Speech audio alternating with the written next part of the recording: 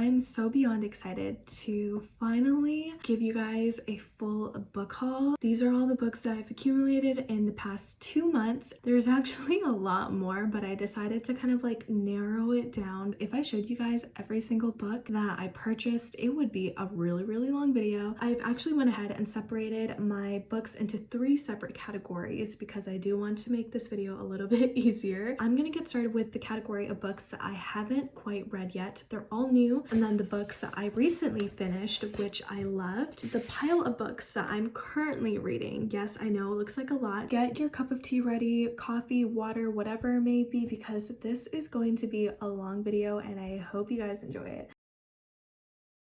So the first one is The Devouring Grey. It's supposed to mimic like Stranger Things vibes, and I really enjoyed that show. You'll notice that a lot of the books that I'm about to feature, they're like YA, and I absolutely love YA books. To Best the Boys. All these covers are stunning, by the way, especially this one. Look at that. The shimmer, the detail. Next, I got Aurora Rising. I actually saw this on Book Talk because someone said that it features really good banter, and whenever I hear about a story that features like a group of misfits that have to band together for a greater cause, I'm like, okay, I'm so here for it. And I don't really have a lot of books that have to do with sci-fi themes, so I'm excited. And then these 2 books I actually got for my birthday and for Christmas. The Art of Making Memories. This is pretty much just kind of like a life advice book. It's really cute, and I will probably get to it and talk about it in a podcast because I feel like there's going to be a lot of really interesting life advice. The Courage to Be Happy. So I also got this from my cousin, and this is more of a philosophy based book. I don't really read a lot of philosophy books. I mean, you guys know that I read a lot of self-help books, but most of the time I tend to stay away from philosophy books by itself, so it's going to be really interesting. I was telling my friend about how I really wanted to read The Raven Boys because a lot of people really enjoyed this series and I've been seeing it everywhere, and she told me like, hey, listen, don't go out and buy yourself a copy because you've already been buying so many books. I can actually just lend you mine. And so now I have it, The Raven Boys. And then she also ended up giving me the Scorpio Races. I think she gave this to me because she knows that I'm low-key a horse girl, and the reason why I am self-proclaiming myself to be a horse girl is because I really enjoyed the Spirit movie. If you guys know what movie I'm talking about, that's like my ultimate favorite childhood movie, and I tell everyone about it. And so she was like, I think you might enjoy this. Next, I have Bright We Burn. So this is actually the 3rd book in the And I Darken trilogy, which I actually wanted to talk about, but this is one of my all-time favorite like YA books, I guess you could say, that I read in 2020, and I read like a whole bunch, and this was definitely one of the ones that stood out to me the most. And because I really enjoyed the first one, I went ahead and I purchased the 2nd and 3rd. Look at the cover, by the way. Can we just admire this for a second because it's stunning? I also have 7 Deadly Shadows. I'm all for like YA fantasy novels that feature a more ethnic fantasy world, just because I find that there's not that many out there. So whenever I see one, I'm always really intrigued and curious in terms of how they portray the world. And I just love, you know, like representation. The Night Swim. So this is supposed to be a thriller book, and as you guys know, I love true crime, and I felt like this book was right up my avenue. I actually read the author's other book, The Escape Room, and I really enjoyed it, and so I decided to go ahead and pick this up because it got even higher ratings on Goodreads. To be honest, in 2020 I didn't really read that many good thriller books, and every time I read one I felt like I was always being let down. So when I read this author's other book, The Escape Room, and it turned out to be really good, I was like, okay, I think I'm finally onto something, and I finally found an author that I personally really vibe with in terms of like their thriller stories.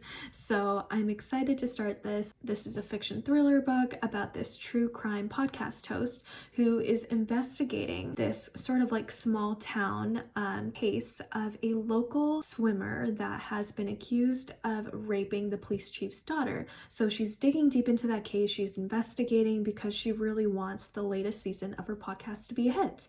But then what ends up happening is is that she starts receiving like these mysterious letters, and someone knows her location, even though like technically no one should even know what she looks like. I'm excited to get into this, and everyone's been raving about it. So Court of Thorns and Roses. Now, okay, I feel like my opinion for this series is going to be a little bit controversial, just because I feel like it's a little bit more on the unpopular side. I picked up this entire series because I heard from a friend that these are supposed to be really good. So I was like, okay, you know what? I will give the series a chance because there must be a reason why everyone likes it so much.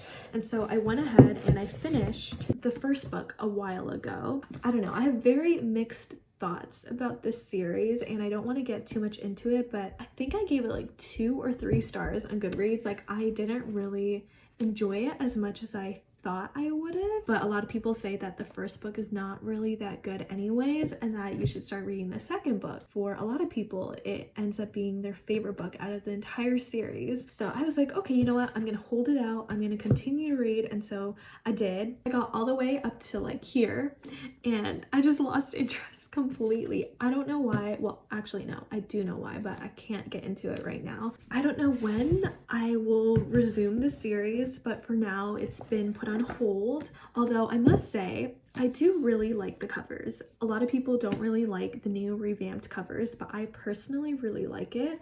I like the fact that it's very minimal. The colors stand out a whole bunch. I just think they're so gorgeous. Yeah, so those are all the books I got recently that I haven't read yet. That is that whole pile. So now I will show you guys the books that I have been currently reading. The first one is The Phantom of the Opera. I picked this up because I watched this one YouTuber that constantly raves about it. So I was like, okay, you know what? I'm gonna try it out. Typically, I don't like to read classics as much because I personally don't find them as entertaining. So I only got through halfway and I just kind of put it on pause. I haven't picked it up since like December. I'm not sure when I'm gonna go back to it. Although I do understand why a lot of people consider it to be good. It is very beautifully written, of course, but for me, I think it's just a little bit boring, so not too sure when I'll get back into it. Okay, I just changed up the angle a little bit. I hope that's okay. But Scythe is a sci-fi dystopian novel that is set in this world where essentially you can't die anymore from famine, old age, natural disaster. The only way that you can die is by the hands of a scythe. So these are the beings in the society that are tasked with killing people in order to keep the world population in check, in control. So this plot essentially follows these like 2 kids that are chosen to become scythes. So through their perspective, you learn more about the scythe's obligations, their rules, the things that they have to abide to, and just more about this very dystopian world that is very, very intriguing. Writing about death in any YA novel is really hard, but to make a whole book about it is something that is really unique. I think that this book deserves a lot of the hype that it's receiving, just because I think it's the kind of book that will get a lot of young readers to think about values, ethics, and that in itself is already so powerful. And because the characters are honestly really likable, I would give this 4 stars, even though I'm not even done. And then next, I'm also reading Now I Rise, which is the second book in the And I Darken trilogy. And I just want to take a moment to talk about why I love this particular trilogy so much. Like I said, I have the whole series. This is the first book that I read, and immediately after I finished it, I went ahead and I bought the 2 other ones. I tapped up so many sections. That is how you know that I really enjoyed a book, when I had hella moments I just want to refer back to, and there were so many parts that stood out to me. The story follows these 2 siblings that are complete opposites, and one of them is very, very power hungry, which is Lada. So she is a sister, the older sister, that is trying to consistently like prove herself in a world that is always telling her she has no spot in a place that is meant for boys.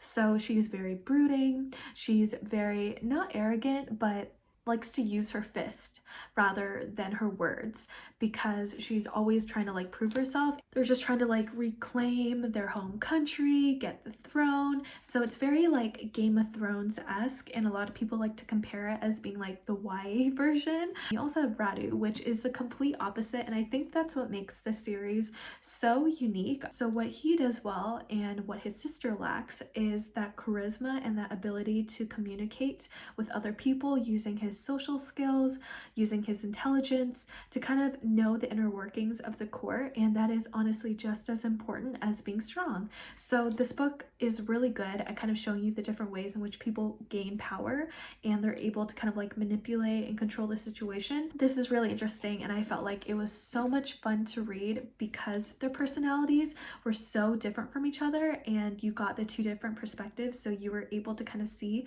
the contrast and like comparisons. Although this book is written kind of like simplistically, I feel like the author is really concise in the way that she writes, so you get her points across, but at the same time they're still very powerful. That is that, and now I'm on to the second book, and once again they're still fighting for the throne and trying to gain power, and all the characters are just like struggling with all their inner traumas and finding their self-worth. And then next I'm also reading Crooked Kingdom. I really enjoyed Six of Crows. Six of Crows was one of the books I read in 2020, which I absolutely fell in love with. I think it deserves all the hype. All the characters are so loving, so endearing, and the banter and natural dialogue between all of them is just so much fun to read. It's one of the books that I picked up, which I knew from the moment that I started reading, like the first couple of chapters, I just didn't want it to end, even though I just started, and I feel like that's always a really good sign for a book, of course. So that is why I picked up Crooked Kingdom. I'm not too far into it just because I really want to savor this book, and I haven't had the time to really sit down for a prolonged amount of time to really just get through it, because I know that I just want to have absolute focus on this book and I don't want to worry about anything else, so I'm saving it. And then the last book that I'm currently reading is Sorcery of Thorns. So I actually read the author's other book, Enchantment of Ravens, and I really enjoyed it. If you haven't read that, I highly recommend it as well. It was written so beautifully, and I think this author just has a way with her words where the prose is very magical and endearing in a way. So that's why I'm just excited to get more into it. This story essentially follows this girl named Elizabeth who was raised in this place called the Great Libraries. So one day she hopes to grow up to become a warden to protect all of these beautiful tools of sorceries that she's like come to know and love. But then one day something happens, the contents within the library become sabotaged, so she has to team up with this sorcerer that she has kind of like grown to hate, and she's supposed to like by default kind of considered to be her enemy. But then they start to kind of, I guess, you know, fall in love or whatever during the journey. Like, it's one of those books. The plot line is going to be very similar to Enchantment of Ravens, where they also go on like a journey and then they start to fall in love with each other, but it's kind of like this very enemies to lovers situation, which I know is a very popular trope. So if you're looking for something like that, this is something to consider. And then, like I said before, I am also currently reading, but probably won't get back into for a while, A Court of Mist and Fury. I don't want to spoil too much just in case you haven't read the series yet and you're planning to. Personally, I think that the author does a really good job with like dialogue and stuff like that, but then when it comes to actual plot, I feel like it is very, very slow, which is understandable because she really wants to like flesh out the characters and have that very slow burn. But at the same time, I'm just like, dude, I'm in quarantine right now, so my life is already so boring. Sometimes I just need a book that has a little bit more action, and so I feel like just given the current circumstances, it's very hard for me to like enjoy this book as it is, which is probably why I prefer books that are a little bit more like action-packed, a little bit like quicker paced for my taste. There's so many books right here and I'm just trying to like get through all of them. So the books that I recently read, which I adored, Lovely War. This was the first book that I read in 2021, and I'm so glad that I started off the year with such a powerful read. I knew that the ending was going to be sad, but I still cried anyways. So it starts off with Aphrodite being caught cheating on her husband with the god of war, Ares, and so she's being put on trial to kind of prove her case and explain to everyone why love and war always coexist with each other. So she decides to prove her point by telling the story of these two couples that always stood out to her and always had a special place in her heart. And the rest of the story kind of like delves into all the different perspectives of these characters. When I first started reading this book, I was like, okay, I totally understand why this book is receiving as much hype as it is, because the way that this author writes, there is something so special about the way that she describes love, especially like innocent puppy love. It can be a little bit like cheesy and cliche at times, but I feel like it's acceptable given like the era and the period that it's set in. When I was reading it, I was like, oh my god, this is so cute that it's sickening. That's how I felt. Like, it wasn't cheesy to the point that I hated it. It wasn't that her sentences felt like they were overused and I would see it all the time in like other novels. It was just so cute, so endearing that I was just like, oh, stop this right now. So yeah, this is the last book that I read. It ends with us. A slight trigger warning for this book because it does deal with domestic abuse. We follow this girl named Lily, and she gets into this relationship with this seemingly perfect guy. His name is like Ryle. I've never met anyone that has that kind of name, but okay. He's like a neurosurgeon and he's obsessed with her, like head over heels in love with her, to the point where in the beginning of the book, I truly did not understand because I felt like it was a little bit obsessive and a lot of his one-liners were very cheesy, and that's honestly like one of the biggest issues that I have with this book. I mean, I love the theme, what she writes about, but at the same time I was like, so much of it is so cliche that there were so many parts I caught myself just kind of rolling my eyes at how no one would be saying this kind of shit, or if they did, it would be an immediate like red flag for a fuckboy. They hit it off really well. They get into a relationship, everything seems to go well, but then as you learn more about his past and as you kind of like spend more time with him in the book, you also realize that this Ryle's character is very arrogant, he's stubborn, he's very hot-tempered, he gets angry very easily. A lot of his past starts to kind of like unravel throughout the book, so you learn more about why he's like this. We also learn about this guy in our past called Atlas, which makes an appearance in her life again. So this is not a spoiler, it literally says so on the back. And honestly, I was way more invested in that story than I was with like her whole relationship. I knew that this book was going to be like very hard-hitting and sad, but there was just like this one part that really got me going, and I was like, dang, I felt something there. So I give this 4 out of 5 stars, but ultimately this book is still my #1 contender for 2021 because this got me sobbing like a baby. Those are all the books. Like, I just have everything piled up on my desk now. I hope you guys enjoyed this video. I went really in depth with a lot of these books, but I hope that you were able to pick up some recommendations. Let me know if there are any books that you've been reading, and just give me a list of the books that you've really enjoyed so far because I just love talking about books in general. Also, if you guys follow my podcast, I will definitely be uploading an episode where I just talk about my favorite books because I feel like the episode is long overdue and so many of you guys have asked about it, so I will definitely do that. And yeah, so I will see you guys in the next video. Hope you enjoyed it. Bye.